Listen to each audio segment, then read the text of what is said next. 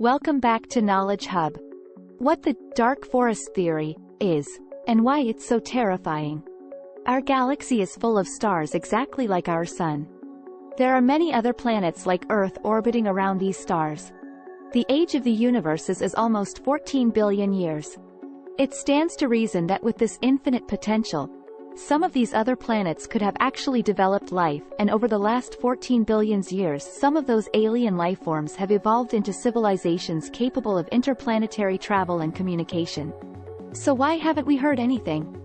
This contradiction, the seemingly infinite ability for alien life to exist, but the absence of our discovery of them, is called the Fermi paradox. There are a lot of creepy ideas about how to explain the Fermi paradox. For example, the zoo hypothesis suggests that aliens exist, but they have all agreed to leave Earth alone so that human life can develop organically. This hypothesis means that aliens could be using Earth as a laboratory to experiment on humans or just visiting and observing us, but they're out there and they are close.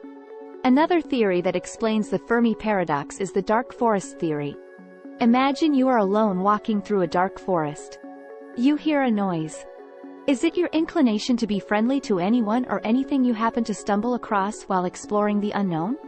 This is the dark forest theory. It comes from the sci-fi book The Dark Forest, by Lou Cixin. Cixin says that any life that has sustained itself has a core desire for self-protection. Because of this, it is safer for any species who discovers another species to annihilate them rather than risk being annihilated by them. When you are moving in a dark forest, you strike before you can be struck. The alien species in the novel all hide in silence, knowing that communication is most dangerous for the people receiving the communication. While this makes sense to us, what scares me the most about the dark forest theory is that everyone has to treat each other as an enemy. This means that if even a peace-loving alien race discovers life on Earth, they have motivation to nuke us out of existence. It's hard to even find fault here. Given our history of colonization, slavery, wars and treating people who are slightly different from us as undeserving of basic human dignity and rights, it's pretty easy to understand why an alien species would treat us as a dangerous threat. To be honest, we don't deserve the benefit of the doubt. I wouldn't take that risk if my family's lives were on the line. We keep putting these signals out in space, but as we aren't even currently capable of interstellar travel, I'm not sure what we think is going to happen when someone answers.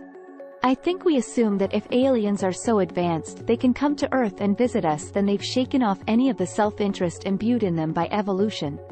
We think they're going to come here and help us. There is nothing in the natural world that suggests this would be the case. It is much more likely that an alien species will view us as a threat to be contained, not as a planet of friendly strangers they want to be friends with. Thanks for watching.